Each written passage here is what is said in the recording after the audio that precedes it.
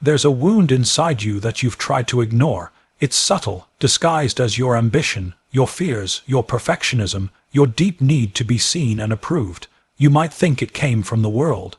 But it didn't. It came from the very first place you were ever held, the arms of your mother. No one dares to talk about this because it's taboo to question the sacred figure of a mother. We're told she gave you life, raised you, sacrificed for you, and maybe she did. But love and pain can coexist in the same person, and until you stop idealizing or demonizing her, you'll remain trapped in a cycle you didn't create but continue to live in. You were born into her emotional climate. Her unspoken fears, her suppressed anger, her unmet dreams, they weren't left at the door when she held you. They were transferred unconsciously, like a legacy written in silence. You became her second chance, her do-over, her proof of worth, her secret battle with the world. That's not your fault, but it became your burden. The truth no one tells you is this: you didn't just inherit your mother's eyes or smile, you inherited her unhealed pain, and so you lived your childhood not just learning ABC, but decoding her moods. You learned when to shrink yourself to keep the peace, when to shine to earn praise, and when to disappear entirely. Your identity was shaped not around who you were, but who she needed you to be.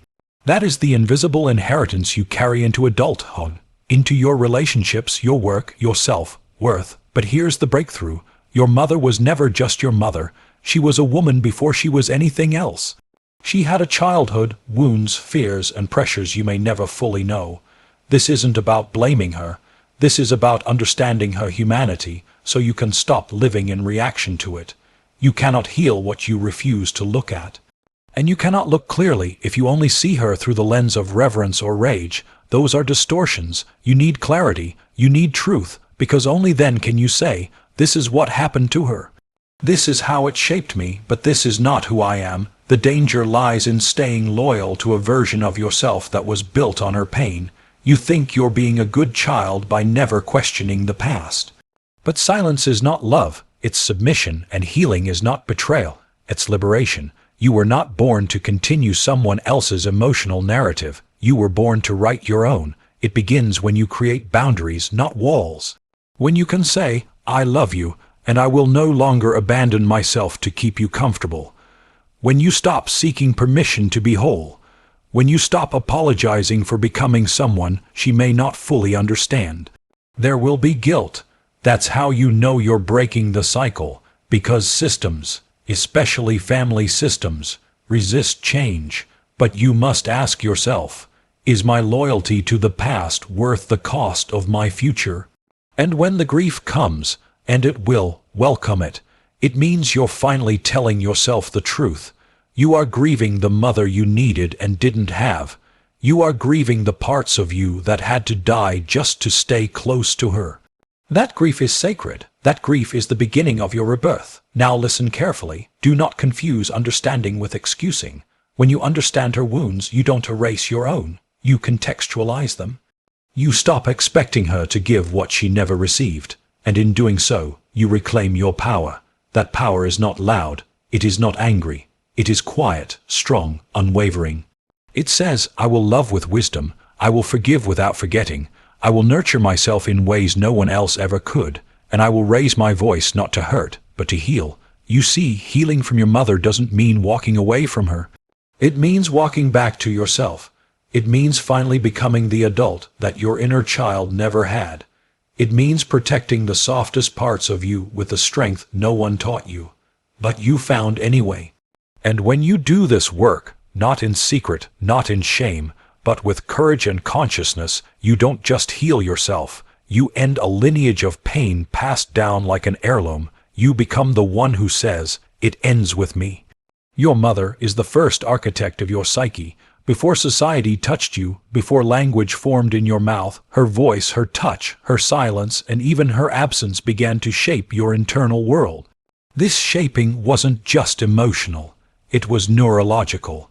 A child's developing brain literally wires itself in response to the emotional environment provided by the primary caregiver, which is most often the mother. Her tone, her consistency, Her emotional availability or volatility became the blueprint for how you understand love, safety, trust, and even your own worth. If she was nurturing and responsive, your nervous system learned calm and connection. But if she was erratic, withdrawn, controlling, or overwhelmed by her own unhealed wounds, your mind adapted to survive, not to thrive. You didn't know it then, but your first lessons about the world came through her: how to read faces, how to interpret tone, how to sense danger. If your mother was anxious, you absorbed her fear and confusion, as if it were your own. If she was dismissive, you learned to question your needs. If she was emotionally enmeshed, you were rewarded for pleasing her and punished, whether through guilt, withdrawal, or anger. When you asserted your own identity, these were not conscious choices. Your young mind simply adapted. You began to build internal mechanisms to stay close to her because biologically her proximity meant survival. And so you became what she needed, often at the cost of who you truly were. If she needed a perfect child to validate her, you chased perfection. If she needed to feel needed, you shrank your independence. If she was emotionally unavailable, you became hypervigilant, scanning constantly for approval, trying to earn her love, not realizing that love isn't something you're supposed to earn. It's something you should receive freely. But when love comes with conditions, your mind learns that your worth is conditional too. This is how the foundation of your identity was poured, under the weight of her needs, wounds, and unconscious expectations. The tragic beauty of this is that most mothers never set out to harm. They were often repeating what was done to them. Maybe your mother was unloved, unseen, or manipulated by her own mother. Maybe no one taught her how to self-regulate, how to nurture, or even how to feel safe in her own body. And when someone hasn't healed, their love comes wrapped in their pain. You don't just receive the affection, you inherit the trauma embedded within it. You begin to normalize behaviors that are anything but normal. You confuse control with care, emotional chaos with passion, silence with peace, and abandonment with independence. This invisible programming seeps into your adulthood. You find yourself in relationships where you replay the same emotional choreography. You feel drawn to people who make you prove your value, who don't see you fully, who punish you for being too much or not enough. You tell yourself stories like, "I'm too sensitive, I have to be strong, if I'm not perfect, I won't be loved," without realizing those narratives aren't facts, they're echoes. Echoes of how your mind was trained to perceive connection based on the earliest mirror you had, your mother. This training is powerful because it isn't just a story you tell, it's the lens you use to perceive reality. You may find it hard to trust others not because the world is untrustworthy, but because trust was never modeled in your earliest environment. You may avoid vulnerability not because you're weak, but because vulnerability cost you connection before. Your mother may have said, "I love you," and she might have meant it, but if her actions taught you that love is conditional, you internalize that contradiction as truth. This is how the foundation is laid, conflicted, confused, and built on unstable ground, and here's what's often overlooked. The mind you use to examine your pain is the same mind that was built by it. This means that without conscious effort, you don't even know you're operating from a distorted foundation. You think your reactions, your expectations, your triggers are all just you. But in reality, they were inherited responses to an emotional architect who shaped you long before you had a say. Your mother was the first container you ever lived in physically in the womb and psychologically afterward. If that container was fragile, cracked, or overwhelmed, then the contents, your emotional self, adapted accordingly. You may now call yourself independent, driven, successful, or emotionally numb. But those traits often developed as compensations, as armor over early vulnerabilities you were never allowed to feel safely. When the original architect was herself emotionally starved or unstable, she could not build a sanctuary. Instead, she built a fortress or a cage, and your adult healing will always begin with the painful but necessary realization that you were shaped inside it, not because you were weak, but because you were a child doing what every child does, adjusting to the builder, not questioning the blueprint. Love from a mother is often idealized as pure, unconditional, and nurturing, but in reality, it is not always what it appears to be. Many people confuse love with obligation, guilt, or even subtle forms of control, especially when it comes to the maternal bond. A mother's love, while deeply rooted in instinct and care, is not automatically free from emotional complexity. In fact, some of the most damaging emotional experiences come not from a lack of love, but from a version of love that is entangled with fear, projection, unresolved trauma, or the desperate need to fulfill roles she herself never got to escape. When that happens, her love becomes a container not of freedom and affirmation, but of expectation, anxiety, and conditions that you, as a child, had no power to challenge. You may have felt loved because she clothed you, fed you, and stayed up when you were sick. These are undeniable acts of care, but love is not measured only by action. It is also defined by the emotional tone behind those actions. A mother may care for you and still project her fears onto you. She may protect you, but do so in a way that instills in you the belief that the world is dangerous, that you are fragile, that you need her in ways you shouldn't. Her concern might have sounded like, "Be careful," but what you heard, what your nervous system internalized, was, "You're not capable." That kind of love, when laced with chronic anxiety, teaches you that safety comes from submission, not strength. Sometimes a mother's love is also expressed through control. She wants the best for you, but her definition of best is rooted in her unmet dreams or her cultural conditioning. You're pushed into careers that impress others, not ones that fulfill you. You're encouraged to marry a certain kind of person, not because it serves your growth, but because it maintains the family's reputation.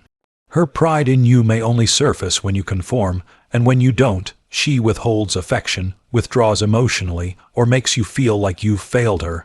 This is not love as freedom. It is love as a transaction. You earn approval by being who she needs you to be, not who you truly are. Even praise can be a weapon in such dynamics. It's selective, often dependent on obedience or performance. When you succeed in ways she values, you're celebrated. When your success diverges from her vision, she becomes distant or critical. Slowly, you begin to equate your value with performance. You internalize the belief that love is earned, not inherent. This sets the stage for a lifetime of perfectionism, people-pleasing, and self-betrayal. The child in you still seeks her approval, even if you've grown into an adult who pretends not to care. There are mothers who love through martyrdom. They sacrifice endlessly, then use that sacrifice to generate guilt. Their narrative becomes, "Look at all I gave up for you." On the surface, this seems like noble love, but emotionally it binds you with invisible chains. You grow up carrying the weight of her unfulfilled life. You feel like you owe her your choices, your happiness, even your identity. This is not unconditional love. This is emotional indebtedness masked as devotion. Then there are the silent mothers, the ones who do everything but say nothing. They never voice criticism, but neither do they offer emotional support.